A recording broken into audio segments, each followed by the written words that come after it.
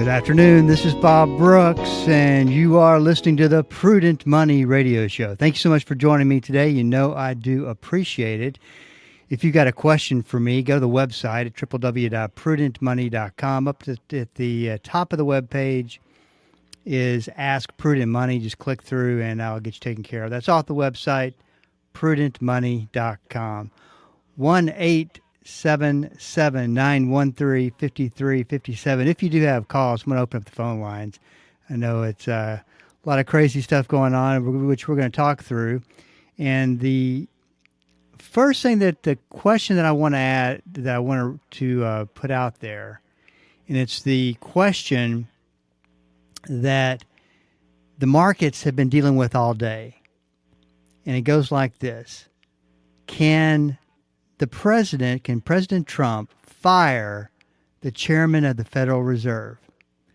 And that's what's been on the market's minds today. That's why the market's been down, at least I believe that, and some saber rattling with China. But the S&P 500 was down off of today's lows, but finished at 2.36% down. Dow Jones Industrial Average finished about 2.5% down. So did the NASDAQ, about 2.5% down. We were getting ever closer to bear market territory in the S&P 500 and the Dow Jones. NASDAQ's already there, and we're just kind of waiting to see exactly what happens. So far, the market has not. I know it may seem like this, but the market has not completely fallen apart. The thing that's troubling is it certainly is taking a long time to really figure out what it's going to do going forward in this environment. And that, I guess, we'll see it resolve itself. But definitely a tough day. In addition to that, something that you did not expect to see, we talk about it all the time and make sure that you understand what's going on with this, is that interest rates were not down. Bond prices were down, interest rates were up. And typically in this kind of a session, you are going to get a nice day in bonds and with interest rates down. That's not what we're giving. That's something that's still very problematic and something we need to keep our eye on. But today, in the spirit of getting you the information, that's what this is all about. To have an understanding of what is going on. And I'll tell you that pop culture finance, the financial news media, is just kind of regurgitating what they're hearing from Wall Street. And Wall Street just simply does not have any clue as to what's going on here. But what it comes down to is President Trump versus the Fed chair, Jay Powell. And this started, well, it's been going on, undertones of it has been going on. President Trump is not happy with Jay Powell because Jay Powell won't do what the president wants. So, of course, the president has said on many occasions that he needs to fire Federal Reserve Chair Jay Powell. That was hard to say. And get rid of him. And the problem that this presents is that, back to the question, can President Trump fire the Fed chair? And it's not an easy question to answer, but it is pretty much a resounding no. He can't. And President Trump has been at the forefront of firing quite a few people during his first 100 days, and this one he may have met his match. Let's talk a little bit about what the Federal Reserve Board is and what they do. They basically have two mandates. First is to keep unemployment down and the employment markets it's stable and moving and healthy. And thus far they've been able to do that. In fact, it's been a little bit surprising that they've actually been able to accomplish that in the last couple of years. But that's one of their mandates, and that is what they set out to do. The second mandate is keep the the economy moving in the right direction, keep it out of recession, as well as keep inflation under control. They have a target for inflation. So they're really about those two big mandates. Keep the economy healthy, keep employment healthy, and everything works out. The independence factor is what you really got to hang on to and understand, because the Federal Reserve Board is not an independent political organization. They are non-political. They don't support anybody. I mean, they're a little bit. No, I probably won't make that comparison. But the bottom line is they're very independent, and so they do act as the central bank of course, of the country. But I would suggest that it's the central bank of all over the world. They control the money. Now think about that for a second. I've often heard, and I agree with it, that the Federal Reserve, has got to be the most powerful, influential agency in the world, because they control the money, where it goes. And this is why they sit separate and independent and by themselves, because it's been said many times, you do not want to, and this isn't a dig at Trump, it's just you do not want the Federal Reserve Board and what they have the power to do to be put in the hands of the president. It's just there's too much conflict of interest. So they stay separate. I've been through many Federal Reserve Board chairs since I've been a financial advisor, and since 1992, and by far this current Fed chair I think is the best. Maybe a close Alan Greenspan, maybe a close second to Fed Chairman Powell. So they got the mandates, they're independent, and of course they use interest rate policy and the increasing and the decreasing of the money supply as main tools to help them accomplish what they need to accomplish in keeping the unemployment down and keeping the economy moving and growing. So with the money supply, this is what ended up being such a problem, is they pumped so much money into the money supply during COVID that really was at the problem that created inflation and created quite a problem. That and amongst a lot of other factors. But it's very important that they get the money supply right and the interest rate policy right. And this is where we are today. Okay, so that was a big run up to the interest rate policy. For the most part, the economy is a real mixed bag. It really is. There's some aspects of it that you could argue are very weak and getting weaker. In fact, I was going to talk about this today, but I'll cover it maybe tomorrow. There's some very, very troubling trends as far as consumers go and credit cards, and being late on cards, missing card payments, this kind of thing. That's when you start to see the foundation of a problem. But there's also been some good things about the economy as well. So we're in a situation right now where it's really tough to know what the real economy is. But I'm sure that it will not take much to get us there. So you can make the argument that the economy is falling apart, and that the Federal Reserve Board, in order to to attack that problem needs to lower interest rates. With lower interest rates means lower cost of debt. That means we can really start spending money, buying houses, buying cars, and loans are going to be cheaper. I don't really know that that's what we need to be doing.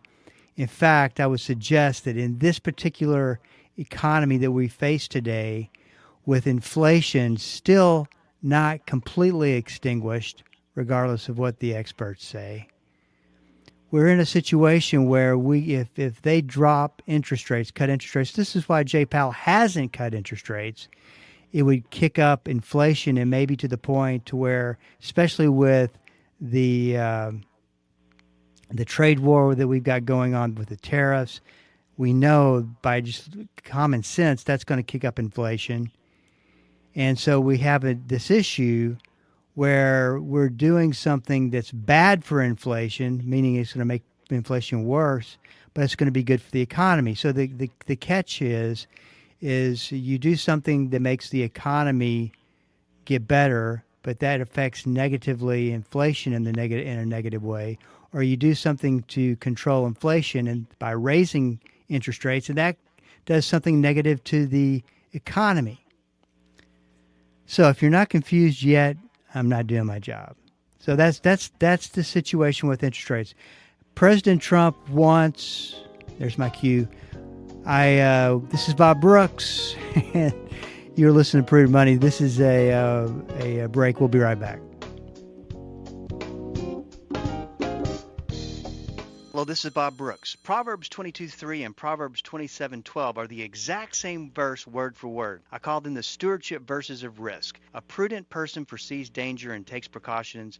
The simpleton goes blindly on and suffers the consequences. On the Prudent Money Radio Show, we teach about risk, how to identify it, how to figure it out, and what to do about it. We believe that to be a prudent steward, you have to be a good risk manager. Listen to the Prudent Money Radio Show on Bible School Radio 91.3. Prudent Money, home of the modern-day steward movement. When Jesus Christ rose from the grave, it was more than just a spectacular miracle. It was victory over sin and death and a promise of the same life and victory for all who follow him. Tuesday on The Verdict, Pastor John Monroe paints a vivid picture of what this promise means for our lives today. Don't miss Tuesday on The Verdict. The Verdict, weekday mornings at 10:30, here on Bible School Radio, KDKR. When dirt and grime ruin fabric, we toss it. But what can we do about stains on our souls? Well, Tuesday on Focal Point, Pastor Mike Fabarez examines God's surprising solution.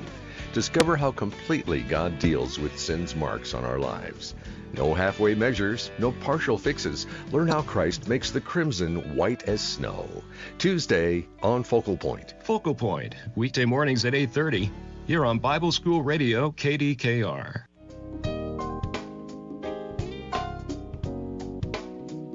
Welcome back. This is Bob Brooks, and you are listening to the Prudent Money Radio Show. Thank you so much for joining me today. You know I do appreciate it. If you heard my phone ring, I shouldn't even have my cell phone in here, but in the studio. But if you hear my phone ring, that's because I didn't turn it down or turn it off or leave it responsibly someplace else so it wouldn't interrupt me. But the funniest thing is my son, really one of two sons, calls me during my radio show quite often. And I keep telling him, I've been doing this for 22 years at the same time. Well, maybe not at the total same time, but at least this at the same time since 2009. Then my wife calls in while I'm on I've never understood that. Okay, so here we go. We are getting to the main event, which is interest rate policy. President Trump wants to lower interest rates, and Jay Powell wants to wait and see how things, which I think is the best option, is to wait and see what happens and to see if they can get inflation out of control, or if we get a bump in inflation and then it doesn't get out of control, meaning this tariffs didn't really have a huge impact. I mean, I guess it does come down to how out of control this whole situation gets with when you're taking on the entire world with tariffs. So President Trump has has spoken his mind a couple of times so far, and you know what? I'll tell you what the interesting thing is that the Fed chair can only be appointed by the president. Guess who appointed him? President Trump did during his first term. So this is what we have because Fed Chair Jay Powell looks at what we've got. We've got a threat of recession. We've got a threat of inflation, which is called stagflation. And it's a real problem because both of them could kick off at the same time, and it'd be like the 70s. That's where the term stagflation came from. So that's the situation. So let's go through, and I did a lot of research on this, and you'll know things. I really think you'll know things that people have no idea of by the time we get done with this. So the question is, can the president fire the Fed chair? In practice, probably not without cause, and definitely not easily.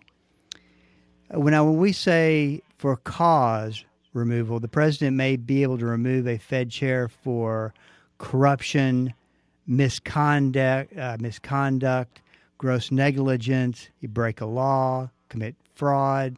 The cause would have to be pretty substantial, and the firing would have to face a legal challenge. Don't see that happening.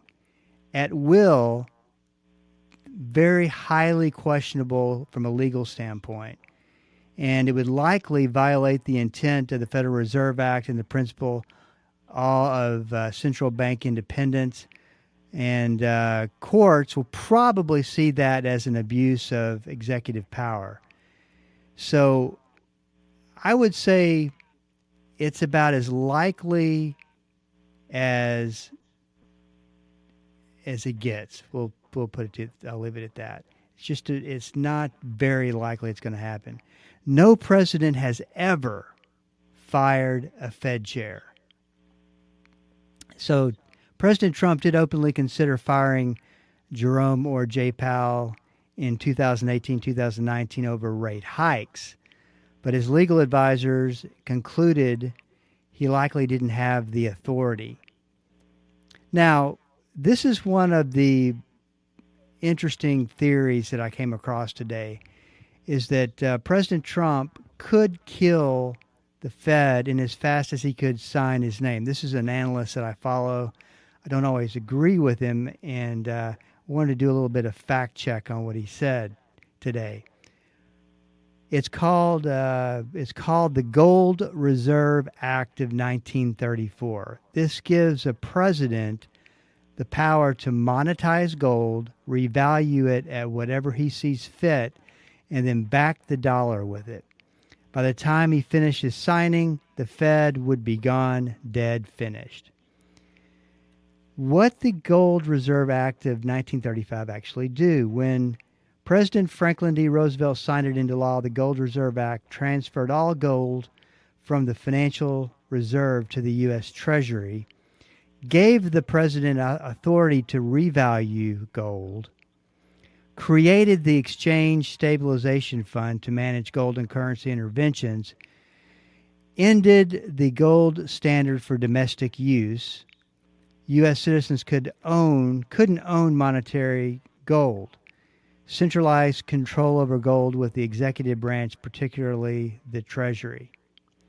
So yes, in 1934, it did give a president a lot of power over gold. But since then, that was in the context of a gold-based monetary system, which no longer exists today. Since 1971, when Nixon closed the gold window internationally, the U.S. stopped converting dollars to gold for foreign central banks. The dollar has been fiat, not backed by gold at all. So can the president today revalue gold back to the dollar again. Technically, the Gold Reserve Act still exists, and it does give the president via the Treasury authority over U.S. gold policy, including revaluation and management of the Exchange Stabilization Fund. But the dollar is no longer defined in terms of gold, so revaluing gold would not automatically change the value of the dollar. No, the president cannot use the Gold Reserve Act of 1934 to abolish or override the Federal Reserve. The Gold Reserve Act doesn't give the president that power, and the Fed's independence is protected by legislation passed by Congress. So that's a tough one. That is a real tough one to get past. And and besides, they would, I think, in the event that something like that happened, Congress would get involved right away. There would be lawsuits. There would be all kinds of mess going on that would tie that up in courts. And by that time, I mean, Jay Powell has until to serve his term. He serves his term out through May 2026. And so that's probably how long it would take to get it resolved. But the bottom line is presidents would suggest that there's just no way. A very, very slight chance, and even that's almost impossible. This is Bob Brooks, and you are listening to the Prudent Money Radio Show. Thank you so much for joining me today. You know I do appreciate it. So there's that. Markets got way bent out of shape over that. Now, granted, if he were able to do this and to fire the Fed chair, that would cause unbelievable turmoil in the markets. No question at all. But we got this other little problem going on right now, and it's called a trade war. And nobody truly knows what is happening in the trade war. Only the communication that comes out of China. Comes out of the White House. But here's what China did today. China has warned it will retaliate against countries that cooperate with the U.S. in ways that compromise Beijing's interests. The threat comes as U.S.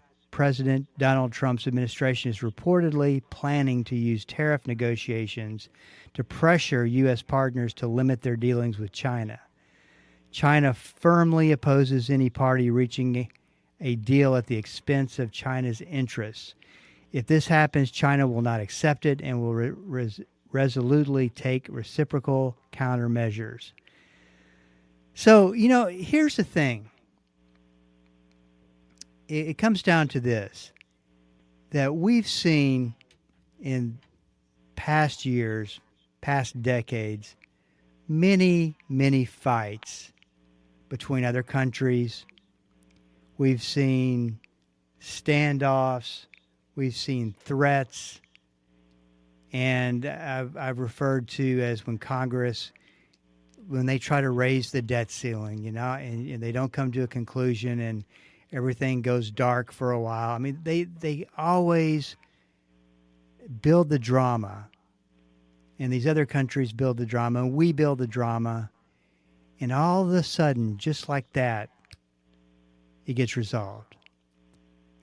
My concern is that this is not like past arguments and confrontations that come up with politically resolve itself.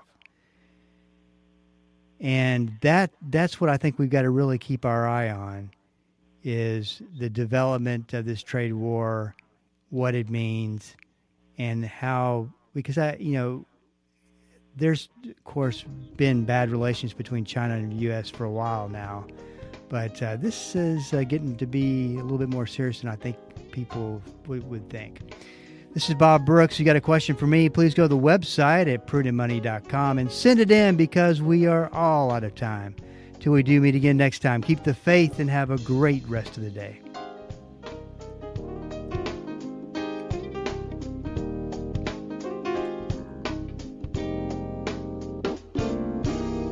That's all the time we have for today. Questions or comments for Bob, or to find out more great information like what you've just heard, visit www.prudentmoney.com. Be sure to join Bob Brooks again for the next edition of Prudent Money.